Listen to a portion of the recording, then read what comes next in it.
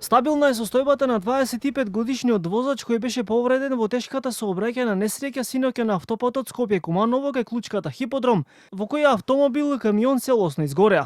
Како што информираа од МВР, во несреќата учествувале автомобил БМВ управуван од 25-годишник од Скопско и камион Мерцедес управуван од 56-годишен маж од Штипско.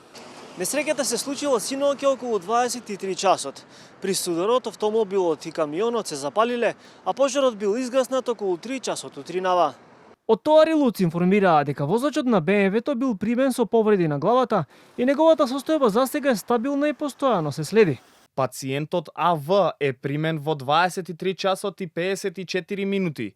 Направени се диагностички процедури и констатирани се тешки телесни повреди на главата, фрактура на черепот и мал епидурален хематом. Задржан е на лекување на клиниката за неврохирургија за конзервативен третман. Моменталната здравствена состојба е стабилна. Велат од клиниката. Денеска на местото на несреќата беа присутни полициски службеници кои го регулираа сообраќајот, бидејќи едната лента беше затворена со што и движењето беше отежнато. Пред плането на местото дојдоа и екипи кои почнаа со расчистување на деловите околу двете запалени возила.